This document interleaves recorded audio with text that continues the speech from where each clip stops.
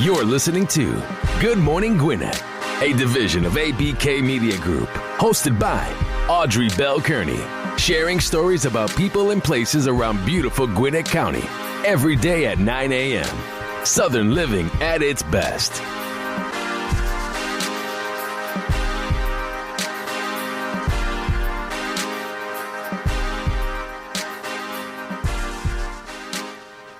Good morning, all my Gwinnetians out there in Gwinnett land and all of you around the world listening to the sound of my voice. It is a cold day here in Gwinnett County. It's 41 degrees, only going up to 49.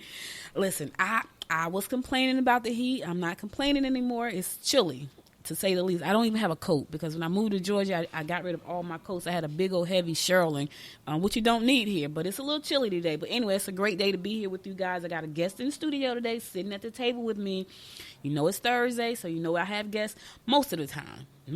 Next week I'll probably be off because it is the Christmas holiday and I do have family coming in, but I'll be back that Monday. But anyway, listen, there is a great event this Sunday coming up at 11 o'clock. It's called Christmas in the Park. It's hosted by candidate Derek J. Wilson. So if you know anybody who needs a coat or a toy, please have them come out to Christmas in the Park. That's going to be at Briscoe Park in Snellville from 11 to 3. You're going to have snacks and Santa Claus and pictures and all that good stuff. But most of all, there's going to be toys there and there are going to be coats. It's cold right now. So if you know anybody who needs a nice warm coat or a nice toy for a kid because Christmas is 6 days away, come out this Sunday, December the 22nd, 11 to 3, Briscoe Park in Snellville. Make sure to do that. Derek is hosting this event because he loves to give back to the community, and he's trying to get your vote. I'm just saying. So, but anyway, come out if you know somebody. So before I get on with my guest today, I'm going to give you the horoscopes for today, December the 19th. I'm trying to rush you up, right? And we're going to start off like we always do with Aries. Rewards for past good deeds will be yours. Your mate is going to want you to need some. Your mate is going to want to need some attention. Okay, give them the attention now. You won't, somebody else will. If you try to manipulate emotional situations, you'll find yourself alienated. Don't do that. Don't do it. All right, Taurus. Opportunities to get ahead will be evident. You can find solutions if you're willing to communicate. Don't be too quick to judge others. We always judge. If you don't want to judge, then don't judge. Gemini, try to keep ahead of the game. If you can put some work into your home improvements, you should. Talk to someone you trust if you need advice about broaching the subject. Talk to somebody that can give you some good advice. Don't just talk to anybody because not everybody can give you good advice. I'm just saying, Gemini. Cancer, sign up for courses that will bring you more skills. You may be fortunate while traveling. Sudden romance could end just as quickly. Be careful. Careful with the heart. Leo, emotional matters may not be as easy for you to handle. Your confidence is growing and advancement is apparent. Efforts made to improve yourself will turn out to be satisfaction. Okay. Anytime we can make ourselves better, that's a good thing, Leo. Anytime. Self-development is really important. Virgo, upgrading at this point is not a bad plan. Upgrading what? I don't know what they mean about that. Insurance pays out, tax rebates, or just plain luck. Your unique approach to life will interest others. You got some good things happening for you today, Virgo. Listen, all right, that's the first 6 horoscopes. I'll be back right after this song to bring you the next 6, and then we're going to get on with our interview with my guest today. Stay tuned. Yeah. Yeah.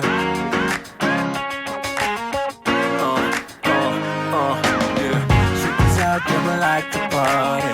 Listen up, yeah, it's time to start it. And I know you got it. You with me, let's rock this party. All the girls on the side say, and all my fellas on the side say, tonight we're gonna fly high to the skies, 'cause we're gonna have a taste of the good life. Here we go up. We're gonna rock this club till it blows up. Yeah, we're gonna live a good life. Yeah, we're gonna do it all night. Tonight, we're gonna live the good life.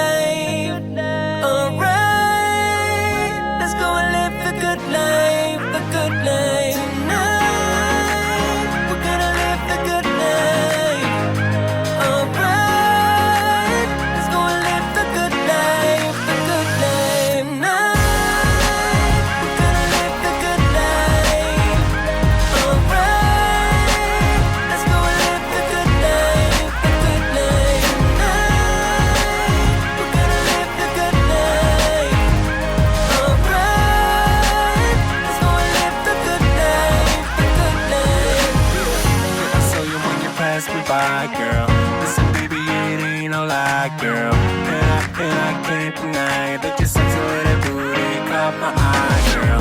Listen, you don't have to be the shy girl. I'm not a player, no, I'm not the guy, girl. Listen, yeah, I know that we could fly up in the sky, a place we could try, girl. Yeah, you know that I've been around this time, look up and down for some to play with. Yeah, I know I finally found you, girl. I know I found you, girl. You got me.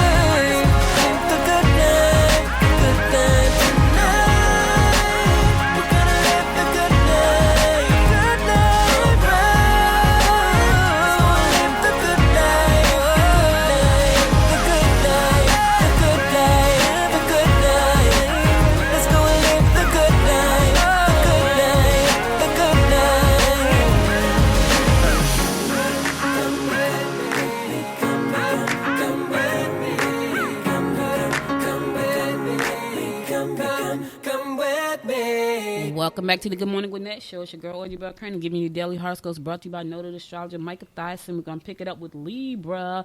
Libra, you can help others with their financial problems by setting up a budget for them. Everybody don't want a budget, but you can help them. You can try anyway. Avoid lending money or belongings to friends. If you don't want it back, don't lend it. I'm just saying. Limitations with the females could lead to unfortunate circumstances. I ain't going to even touch that. I don't even know what that means. Scorpio, if you can make extra cash, it will be even better. You may need to make a few alterations to your living arrangements. Be careful not to take on other people's problems. You may find yourself in a financial bind. That's why you need the extra cash today, Scorpio. You don't want to find yourself in a financial bind. Sagittarius, limitations at work might set you back. Lack of funds may add stress to your already uncertain situations. Any attractions toward clients will be one-sided and must be put right out of your head. I don't know. So far, I think I've read about 4 or 5 horoscopes, and they all pertain to money. Not in a good way either. You know, I normally have really good ones. Capricorns, you mustn't be so trusting. You could have a change of heart if an old flame waltzes back into your life. I ain't gonna touch that one either. Your partner may make you feel jealous and unloved. It's not a good time for your partner to do that when the old flame is just sticking around, just waiting. Okay, all right. Aquarius, authority figures may be less than accommodating if you have done something deceitful. Your dramatic approach to life has probably gotten your mate. Romance is likely if you participate in unusual forms of entertainment. I ain't touching that one either. I don't know what that unusual form of entertainment is. Maybe it's a sporting outlet. I don't know. I'm not touching that one. Last but not least, my fellow fish Pisces. Be prepared to meet new lovers through colleagues. Oh, that's if you're not married. I'm married. That's not for me. That's for the single Pisces. You would need to finalize important deals today, mingle with individuals who are established and can give you some serious insight into business and future trends. That's me. That's me right there. That's who I need to be. Yep. That's me. All right, so listen, guys, that's all the horoscopes I got for you today, but I'll be back again on Monday to bring you more of the horoscopes brought to you by noted astrologer Micah Thyssen. Don't forget, this Saturday, I'm doing a training. If you are serious about launching your podcast in 2020, this is a 5-hour workshop, hands-on. You're going to leave out with your first 3 episodes recorded and ready to go. It's not for those who just want to lay back. It's for the ones that's serious. So check it out. Go to podcaststartup.live. That's www.podcaststartup.live and sign up. And we're going to be doing it live right here at the Cornerstone, located 279 West Krogan Street in Lawrenceville. Only for the serious, because it's 5 hours, because it's hands-on, so we're going to get it done. No more excuses, no more procrastination. You're going to get it done. All right, listen, today is National Oatmeal Muffin Day. If you like oatmeal muffin, it's your day. I'm just saying. All right, so listen, I got a guest in studio. I've been talking to a lot of political candidates over the last few months, and because this is going to be a really interesting political year coming up in 2020 on so many fronts, probably across the country, actually. And right now, this candidate is running for the position of sheriff here in Gwinnett County. So right now, you may know that there are, he's a third candidate. There's 3 candidates running for this position. I've talked to one. He was here a couple of weeks ago, and now I'm talking to Mr. Floyd Scott. Welcome to the show. Well, thank you very much. Thank you for having me. So Floyd and I met about 2-3 months ago. He was on a panel with Derek over in Decula, and he got a chance to talk a little bit about his position as running for sheriff here. But I wanted to get a little bit up close and personal here because it was like 6 or 7 people on that panel, so I didn't get a chance to ask a lot of questions. Plus, I want him to give you guys a chance to find out more about who he was because we didn't broadcast live that one. That was just for the people that was in the audience. So thank you again for having me. So I understand you've been in law enforcement for over 40 years. That is correct, including the military. So I include the military because I was a military police, and I've been in Gwinnett County for close to 24 years in the law enforcement arena. I did 17 years with the sheriff's office itself, and I did 6.5 years with the Gwinnett Police Department. So you recently retired, and I've asked this to Curtis, and I'm asking you. You recently retired. Why come back in so soon? Well, the only reason why I retired in the first place was so that I could run for sheriff, because there was no way that I could run for the sheriff's office and still work for the sheriff because I don't think he would appreciate that much. Okay, well, that's true. So there's a lot going on in our community when it comes to law enforcement. One of the things I want to talk about before we get into the deep stuff, I remember back in the day, it used to be sexy to want to be a police officer. Now, I feel like there's not a lot of young people coming out saying, hey, I want to be a police officer. Why do you think that is, and how do you think you can entice them to come on board with us? Well, there's so much other events that are happening out there that is drawing the young people, the rap industry, the music industry. There are other things out there, good and bad, that are drawing the youngsters to them, instead of them focusing on doing things that are good in the community. Some of them are thinking of just getting a quick fix, and that is to get into that music industry or other areas that I really don't want to get into because I want this to be a positive interview instead of a bad one. Well, we want to keep it real though. We want to make sure that because I want to touch on something that nobody has talked about. Not one, and I've talked to probably 6 or 7 candidates. Nobody has talked about gangs in Gwinnett because I feel like they don't want people to know that we have gangs, but we do.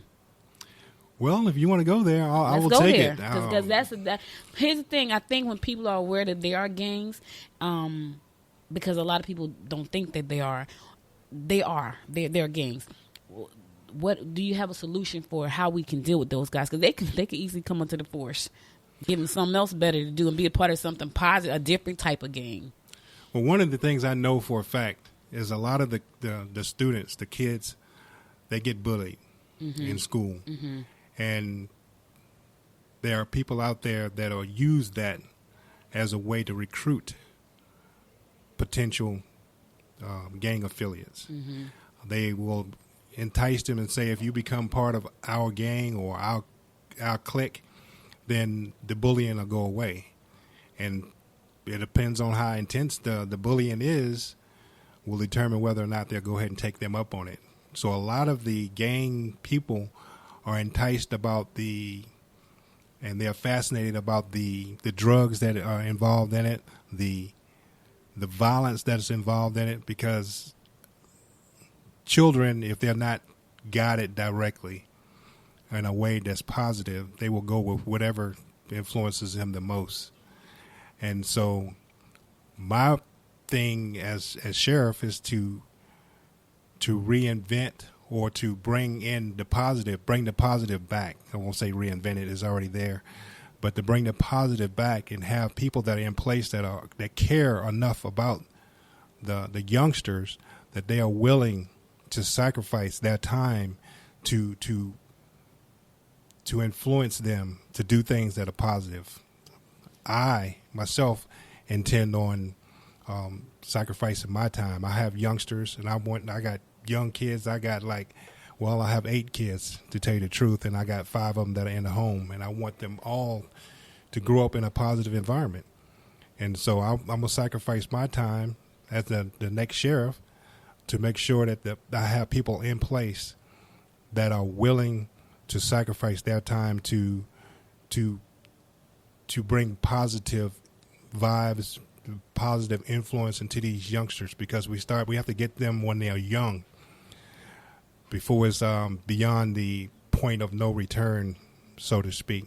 Because you said something, and I kind of I agree with this. So a lot of times our children are being bullied, and so in order not to be bullied, they're jumped into gangs and things like that. I remember when I was younger, growing up in Newark, New Jersey, we had street gangs, the Lollipop Gang and the Avenue Gangs. And I know my peoples up in Newark, they know these things, but it wasn't like it is right now. It's like you join the gang to be a part of something. But a lot of times right now, they join because they're bullied. So it sounds like to me there needs to be a program in place to address bullying and to teach these young people how not to defend themselves, but how to stand up to bullies, so they don't have to be jumped into a gang and get on the wrong path. Yeah, I agree. I've actually talked to students that were part of a gang, because when I was with Gwinnett Police, I used to talk to people that were affiliated with gangs all the time. And I talked to this one young female. I asked her. I mean, she was very intelligent, and she did very well in school. However, she was being bullied by just mean girls. Mm-hmm. And I asked her, I said, what did you do? She said, well, I used to tolerate the bullying until one point in time that I had somebody introduce me to a gang. And then once I got jumped into the gang, and the people that used to bully me, I told them that I was in a gang, and they left me alone. Wow. So it's a real thing. It's something that's happening real, and this is just one of many stories that I've talked to youngsters about. Some people want it for the fame of just being a gang, so that they can run around with a crew that wear the same outfit, wear the same bandanas, and just intimidate. And that's just their way that they think that they can be positive in that mindset in the community. As I listen to you speak, I mean, those same individuals could become officers. They can wear a uniform. They could be a part of a great gang doing some great work. And so that may be something to listen. I'm over here like giving out advice. But I'm just thinking about that, because I know I was going to be a correction officer way back when. I went through the whole everything. And when I had to do the walk through the prison, somebody pointed at me and said, I'm going to get you when you get in here. And I quit right then. Right dead smack then. My mother goes, but you're going to look so cute in your uniform. I was like, I'm not going in there, lady. And I didn't. But I had a couple of friends that went in. And one of them retired a couple of years ago, and one is still there. But I was like, yeah, I can't do it. But back then it was sexy. It was sexy to be a CO. It was like this thing. You make good money and you wear your uniform. So I wanted to be a part of that until I went into the jail system and scared the daylights out of me. Mm-hmm. But I could see how this could be attractive. I have 2 brothers.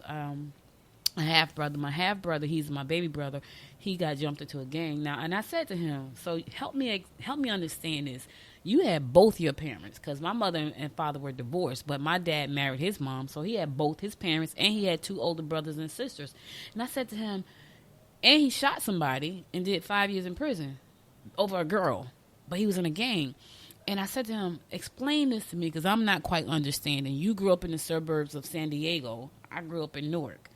How did you get into a gang? And we didn't get into gangs. He said, I didn't have anybody. I said, but you had your mother and your father and your sister and brother. He's like, yeah, I didn't. Everybody was doing their own thing. I would get off the school bus. I would come home. There was nobody home. All I had was stuff that they bought me. He didn't have a family. And I was like, oh. So for people like, and because my dad and the wife was working, and the other brothers and sisters, I guess they were doing their own thing. So he was kind of by himself. So for that person, that parent who has that child who comes home every day and they're not there, what advice can you give them as a parent? Well, all the parents that are listening out there, I want you to understand one thing.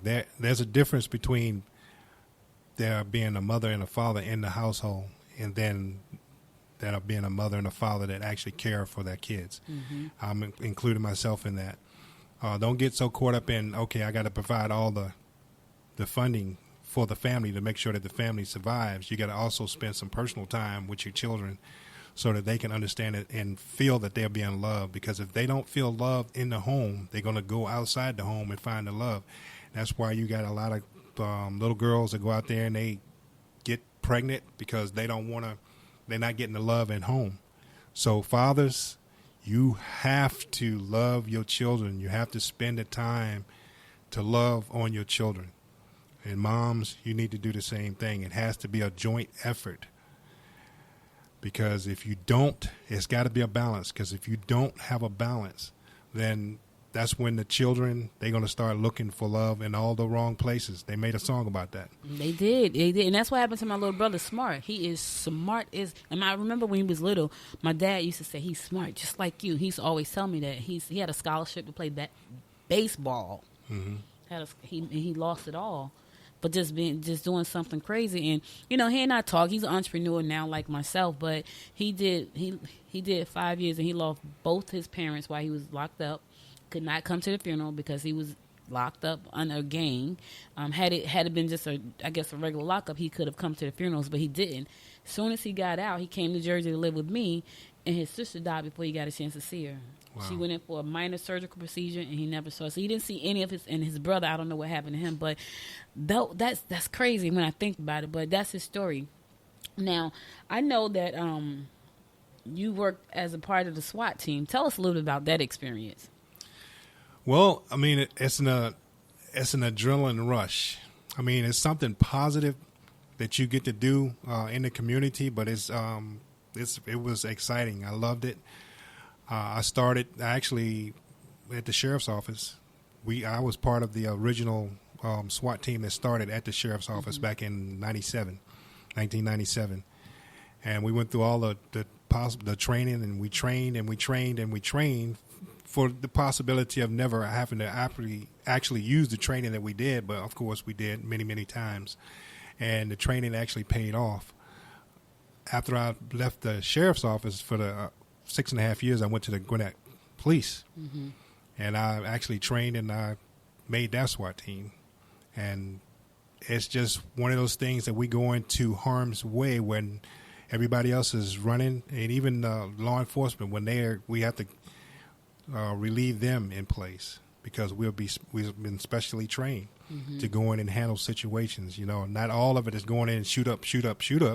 We got negotiators that go in and we negotiate, and once negotiations break down, we got other avenues that we use. We got robots. We got other things that we use. We try to communicate and talk to these people down before we have to go into the ultimate. And even when we do go in there to try to take the I guess whatever you want to call him, the perpetrator, the hostage taker, or whatever, then you still want to try to have a resolve, where nobody loses their life. That's not always the case, but we've been trained for it, and you gotta be willing to do that type of action to even get into it. I had this is nowhere near being a SWAT person, but I had the opportunity to go through Gwinnett Citizen Academy 101. Shout out to Nicole Henderson and her team over at Gwinnett County Community Outreach. And you do the simulator, and they have the guy coming at you through the simulator with a gun. And, they was like, because we always say, why didn't you just shoot him in the leg, right?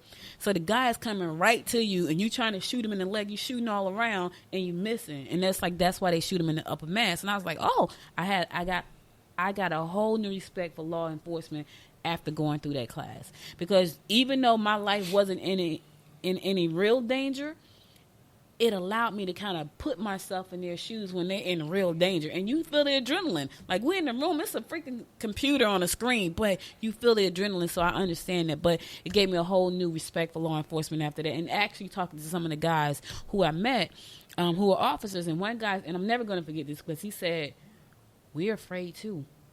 And I was like, right, because they're human. Right? They're human. They're out there putting their lives on the line every day for us because they're human. And so I got a whole new respect for law enforcement after that, because I realized these guys go now. Granted, we got some dirt on the forces, but for the most part, everybody's good, and they start out with good intentions. Sometimes they just make them bad. Yeah, one thing if anybody in the law enforcement arena ever say that they don't have a little fright in them when they go into a situation, then they are lying. Because I don't care if you're on a SWAT team or if you're in any other kind of team, or if you're just a regular officer out on the street, when you encounter a situation, I don't care if it's a traffic stop, because a lot of people used to think that law enforcement would treat a traffic stop as a routine stop. You can't treat any situation as a routine stop. You have to treat it with caution. You got to approach it with caution, and you got to use good judgment. Mm-hmm. Mm-hmm. And you got to be ready at any time, because you never know. Because a small time traffic stop that you could consider routine could end up being where you're fighting for your life. Yeah, I've seen it many, many times. Yeah, and that's so sad. Let's jump over to something that's a hot topic right now, just all around the United States, and that's mental health, and bringing up like helping officers understand how to really relate to those who are mentally and recognizing someone with a mental health problem, because that's a big thing. After the young man's death, who was completely naked and he got killed, I think that kind of really raised the eyebrows. Okay, what can we do better? So do you have a plan in place to help your officers who don't know how to recognize those who are suffering from mental health conditions? What we'll do, what I've done since I was in law enforcement, we've always had the critical incident training, which is CIT training, which is to help people deal with the mental health. It wasn't something that I did when I first came in, but it's something that's been ongoing. And I intend to continue that training. I want to actually step it up from the once a year to maybe 3 or 4 times a year, so that people will have a full understanding. And that's all the law enforcement people in the sheriff's office will have an understanding of what mental health is about. We have, if you sit back and look at it, I think in Gwinnett County Sheriff's Office, we have the 3rd largest mental health group of dealing with mental health patients in Georgia. Wow. We have a 24-hour staff, mental health staff, and we have doctors that are actually part of our team that deal with mental health on a daily basis. You got a lot of people that come in. You got a lot of military people, veterans, that are suffering from mental health, and that's that post-traumatic stress disorder. And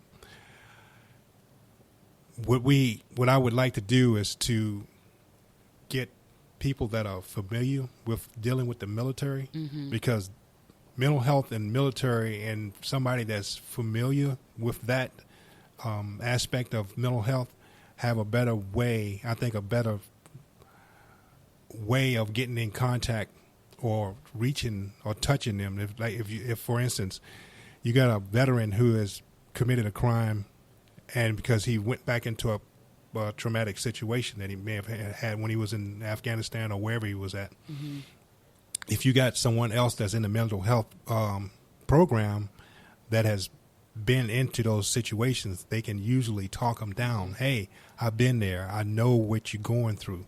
And then they can calm them down and de-escalate the situation before it gets crazy. So that is one of the things, is to help the mental health veterans, and also the actual populace that are out there, of homeless people that are suffering from mental health, because a lot of homeless people are suffering from mental health as well. But yes, we have a 24-hour mental health program at the sheriff's office, and I intend to have it continue and improve it where it needs to be improved. I reported, I think it was last week, about a program where they have veterans that are incarcerated, and they just put in some bunkers inside the jail, military style bunkers, to make them go back to when they were in the military. I thought that was pretty cool, to give them that whole, this is how it was when I was in the military kind of feel. And I thought that was pretty cool. But these were for vets, but it's inside the jail, and I thought that was pretty cool. And I think anytime, because I think about those guys, they and you are one of them.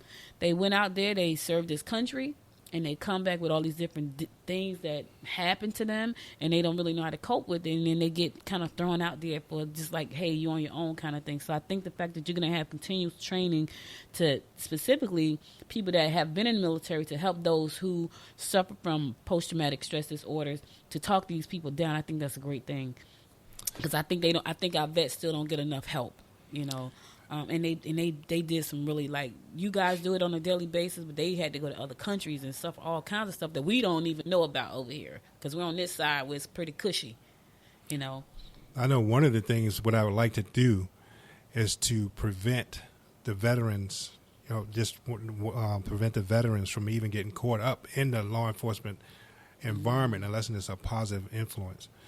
Because there are people out there that are veterans that are advocating for the veterans that are suffering from PTSD and any kind of mental health.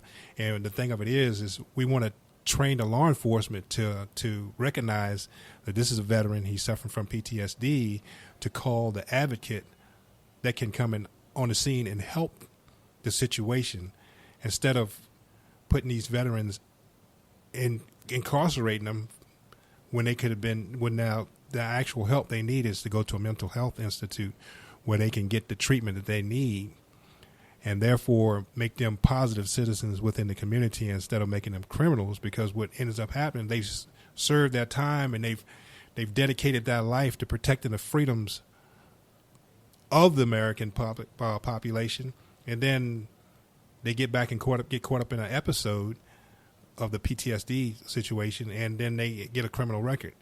And then when they try to go find a good, decent job, once they do get the help, then they got a criminal record. So we just I got a gentleman that I've been talking to that is an advocate for the veterans that I want to continue talking to and get him to assist in the law enforcement arena as far as recognizing these guys and preventing them from committing these crimes in the future.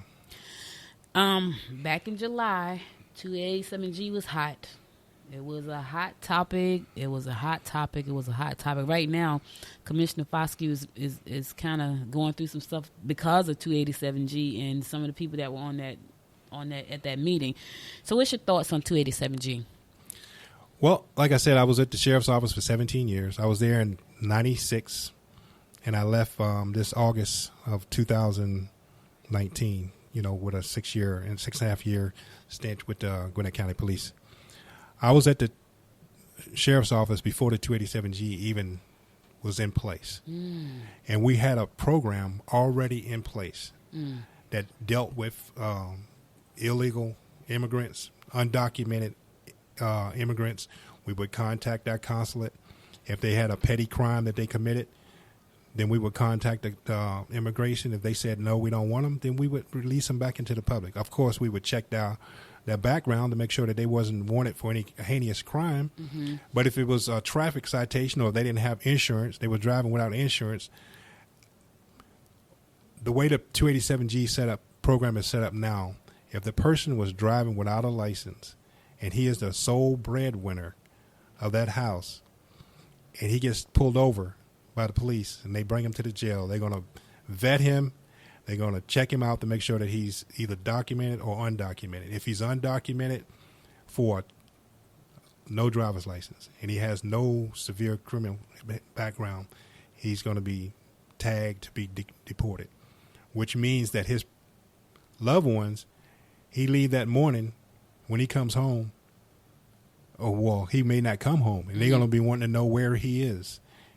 So, like I said, we had a program in place before the 287G program was implemented. And I feel that the 287G program is not needed because, like I said, we already had a program in place. Mm-hmm. And if the federal government want to really get things done, then they need to hire more federal agents. Mm-hmm. Not to go to the local communities and get, because we are already short-manned as it is. Mm-hmm. And they take 18 of our deputies out of commission to work on the immigration situation. So I guess it's safe to assume if you're elected, you're going to go back and re-implement the program that was already there because it's a better program. Absolutely. Mm-hmm. Absolutely. Okay. All right. So now, you know, one of your opponents got some heavy weight thrown behind them, some heavy endorsements last week. What's your thoughts on that? Well, look at it. You know, they can have all the weight and the endorsements thrown behind them, but it's going to be up to the people. I mean, you can have any and everybody that's affluent within the community, but if the people don't feel that they want to support them, then they're going to make the final decision because the weight that's been thrown is only one vote. Mm-hmm. But the people still have to make a vote. We got 1 million people in Gwinnett County, and I intend to get at least 900,000 of those to vote for Floyd Scott for sheriff. All right. So now, Floyd Scott, why should they vote for you? Well, like I said, I've been in the law enforcement arena for over 40 years. It's a servitude position. I'm a servant. I want to serve the people. I want to rebuild the community, the relationship within the community. I want the people to understand that when Floyd Scott is the next sheriff of Gwinnett County, that he's going to be fighting for the people. Everybody is going to be included. Everybody's going to have a seat at the table. Voices that haven't been heard before will be heard. The diversity in Gwinnett County is a beautiful thing. The diversity in the nation is a beautiful thing. So I want to reflect. I want the sheriff's office to reflect the diversity that's within the community, and I want the leadership to be as diverse as the community is as well. All right. I know you went through a program called, and it's Christmas time, so Shop with the Cop. Tell us a little bit about that program. Well, actually it touches me way back when I was a little kid, because when I was a kid, you know, I grew up. I didn't have the funding that other kids had. I was poor, put it that way.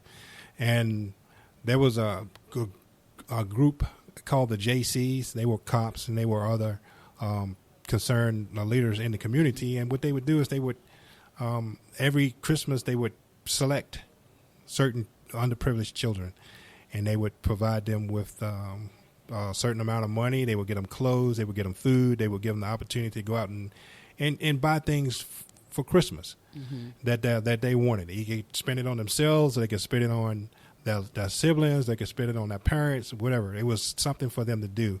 And Shop with a Cop is exactly the same. They give them the opportunity to buy clothes for themselves. They get provided with coats. They get food for Christmas, so that some kids, this may be the first time that they've had a really, really good meal ever, you know. And the Shop with a Cop is a positive program. It's something that I'm back behind 100%, and that I will continue to go through it as long as I possibly can. I love that name, Shop with the Cop. I'm going to bite that, though. I'm going to call it Shop with the Boss. I like that a lot. So listen, guys, you heard it here. Mr. Floyd Scott, he's running for, he wants your vote. So you heard it. I'm bringing them to you. You got to make a choice. And I know it's tough because we got some very distinguished gentlemen in this race. And I know it's tough. But you have to come out. Go wherever he's going, come out, talk to him personally. I'm sitting across from him. I've sat across from him. This is my second time. But if you want to know more about him, come out to the meetings, come out to the town halls, come out to the panel discussions. I'm going to be doing some debates. I'm looking forward to that. So maybe I have all three of them here to do a debate. I'm going to be doing some debates because I know 2020 is going to be a hot election year. And so we want to make sure that you put the right person in the seat. So you want to talk to these people and get to know them up close and personal. And that's what I like about Gwinnett County. I was telling my brother is about to move here, and I was telling him he went out to the Gwinnett Citizens Academy. They had their Christmas event last Friday, and he went with me. And he was like, and I was like, yeah, that's Commissioner Cool, and that's this one and that one. He's like, they just come out like that? I said, yeah, they just come out and just hang out with you. He's like, wow, that's kind of cool. So that's the one thing I like about Gwinnett County is the fact that you can actually talk to your leaders, but if you don't come out, you can't talk to them. Right? So don't sit back hemming and hawing when things don't go the way you want them to go because you didn't come out and talk to the people that you are putting into these positions, because once they get there, it's too late until their term is up. So, Floyd, how can people contact you? They can contact me easily. It's Floyd Scott, Sheriff2020.com. FloydScottSheriff2020.com. Listen, you like what Floyd was saying? Go on over there, drop your dollars, drop your coins. He needs your support. If you like what he was saying, FloydScott2020.com. He's running for sheriff here in Gwinnett County. Thank you so much for being my guest today. I really appreciate you coming. I know you got work to do. I know right after next week, everybody going to be in high gear. Derek already told me we in high gear next week. I said, okay, well, I do my thing. I talk. That's what I do. All right, listen. Again, this Sunday, December the 22nd, 11 and 3 p.m., Briscoe Park is going down. Christmas in the Park in December. That's nice, right? I know. We sat down and came up with that whole thing. Anyway, come out. If you got kids who need a coat, grown-ups who need a coat, children who need some toys, you got some kids in your neighborhood that may not be able to have a great Christmas, you can bring Christmas to them by coming out to the park on Sunday. Pick up some toys, pick up some coats, pick up some hot apple cider and all that good stuff. Hang out with us for a few hours. I'll be there broadcasting live because that's what I do. I talk. All right. I'll be back again on Monday, 9 a.m., as I always do. But until next time, you guys be safe this weekend. Be safe out there. I know you got some last-minute shopping to do. So do I. Right after this, I'm out. I'm going shopping. Going to put my sneakers on, and I got to get it done. I'm late this year, and I love Christmas. I got 6 days, and I haven't bought one thing. That's terrible. But anyway, I'll be back again on Monday. Thank you again for listening. If you missed any episode of the show, go to goodmorninggwinnett.com to listen to past episodes. Also, be sure to share the show with your friends on Facebook at Good Morning Gwinnett. Also on Instagram at Good Morning Gwinnett. Also on Twitter at GM Gwinnett. I'll be back again on Monday, God willing. Until next time, make it a great day. Bye, y'all. You've been listening to Good Morning Gwinnett. Make sure to tune in daily at 9 a.m. Eastern Time to find out what's happening around Gwinnett. If you missed an episode, go to www.goodmorninggwinnett.com to catch up. If you like this episode, go ahead and subscribe to the show now and share it with your friends.